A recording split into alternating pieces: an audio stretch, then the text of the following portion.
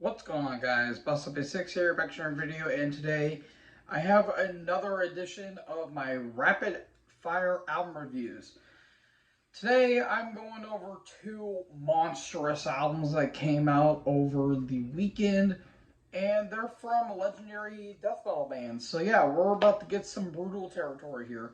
I'm going to be going over the new Cryptopsy and the new Dying Fetus albums. So yeah, prepare for some technicality and brutality simultaneously. So both these albums came out on the 8th of September 2023. So without wasting any time, let's talk about Cryptopsy's newest offering, As Gomorrah Burns. As I said, that comes out on the 8th of September 2023. It's been formed in Montreal, Quebec, Canada in 1988, though they had some different names, one of them being the Crossis, I think that's what it is, or something like that. They went by another name, but eventually they landed in Cryptopsy. This is their eighth studio album overall, if you don't include the compilation EP that came out in 2015 and 2016. So it's been about 11, 12 years since their last full length, their self-titled back in 2012, and this album comes out on Nuclear Blast Records. So I'm gonna say this like I've said this before with other bands. It feels like a broken record when I say it. I have always heard of this band, but I've never heard a full album by them. And again, it's Cryptopsy is a band I always know about. I hear nothing but praise about them, and say they're kind of an underrated tech death band from Canada and all that stuff. And I obviously know their classic work of Pleasures Made, or not Pleasures of the Flesh. That's an Exodus album. Blasphemy Made Flesh, and especially 1996's None So Vile. So I'm like, okay, I've been hearing some pretty solid things about this band, and yeah, they had some down years, like, um, what was that album in 2000 called? Ethereal Bag. That's what it was called. And in '08, they released the Unspoken. No, 2012 they released the Unspoken King. 2014, I think, was their self-titled outing, and the Unspoken King, where they went deathcore, and that whole yeah, that whole experience. And now they're actually their new singer, who's replacing Lord Room, is over on vocals on this album. So how's this album? Well, it's technical, I'll say that. And yeah, as a first time experience, this may not be the first album you want to go into with Cryptopsy. I probably would recommend their older stuff because I really dig this album. This is a really solid offering, though I wouldn't say it is one of their best, in my opinion. This may sound like one of their weaker albums. I don't want to get into some positivity, though. There is some damn good stuff. Like, almost all the tracks here are really damn solid. Like the opening track, La Lascavia, Lascavish, or however the hell you pronounce that one, Lascavious Divine. I don't know how the hell you pronounce that. Some of these song titles that the bands are releasing nowadays are so convoluted as hell. But that is a really good opening riff, and it's a really nice little chuggy groove to it, and some nice triplet chugs. And I will say, the drummer Flo, phenomenal drum performance throughout the entire album, which he just goes off the rails on this album, which I absolutely love. The other track, In Abeyance, that was another really great track. And you also get some like more groovier moments on this album. Ill Ender's one of them. A Flayed to Swine, which was one of the singles on this album. And the last track, which is the longest track, Praise the Filth, which, good lord, if they couldn't bend that riff more, ooh, just it really gets your death metal nips in a twist, if you catch what I'm saying. God, I sounded so white by saying that. So yeah, there's a lot of great tracks here. Like, I would say almost every track here I think is really damn good.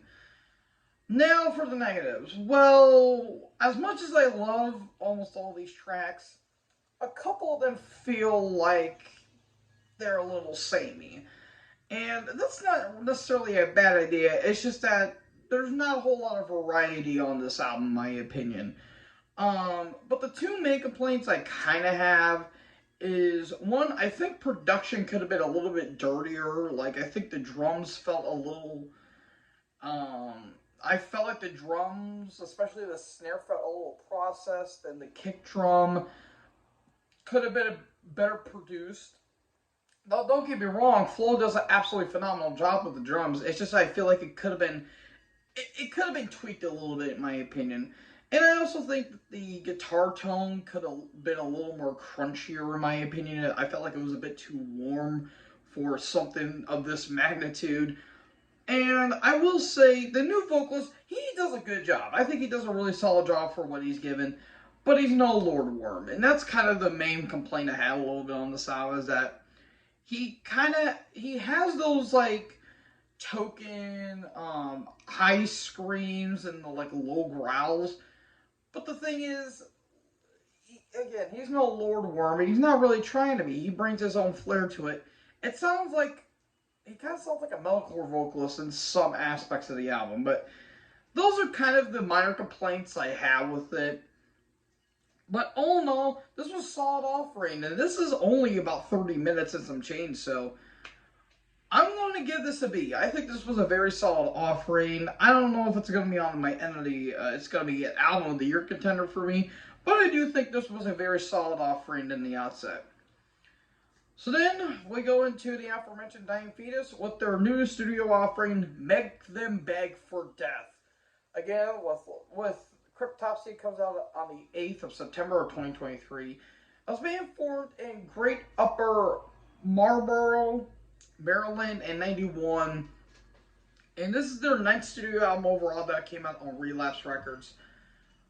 Wow, you want some chaotic, brutal death metal with a little bit of a technical flair? This is the album for you.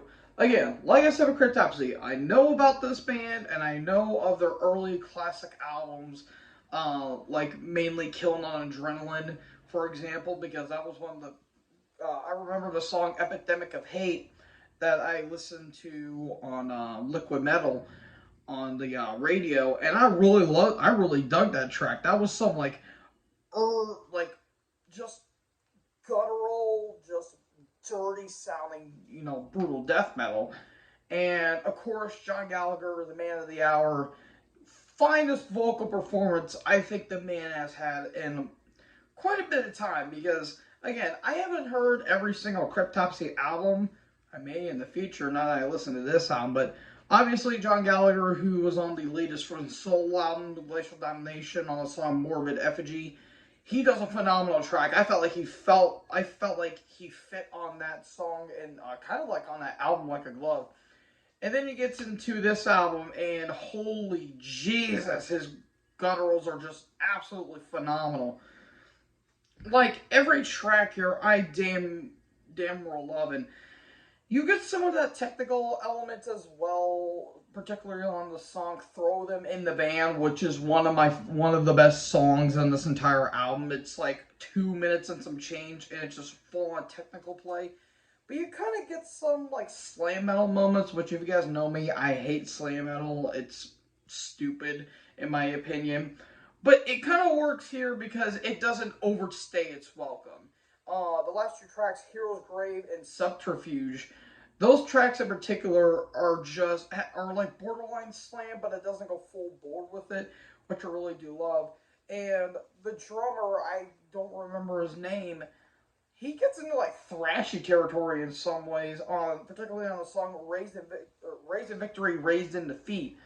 That track in particular has kind of some like almost classic thrash metal tropes, like maybe of like an Exodus or maybe a Testament in some ways, or maybe a little bit of Overkill if you think about it.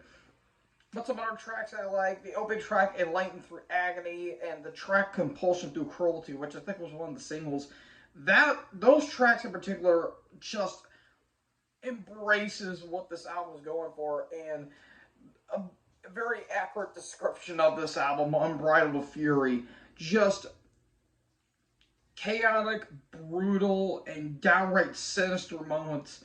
And another track I want to talk about is Feast of Ashes. Like, there's some groovier moments on the sound too. Like, it's not full on Bullet Train aggression. There's a little bit of groovier moments, but the breakdowns, oh, perma stink face, if you ask me. So, yeah, through all the chaos and carnage and what this band was smoking when they made this album, I'm going to give this an A. This was a really damn good album, and this was the best album out of the two I listened to. And this is one of the best albums I've heard all year, so don't be shocked if this is on my list of album of the year. So, yeah, that was it, folks. What did you guys think about these albums? Let me know in the comment section below. Make sure you guys leave a like, leave a comment, tap that bigger subscribe button, and tap the bell so when I upload, you guys will be notified. Thank you guys so much for watching this video. Most importantly, join the herd. Check us next video. Peace out.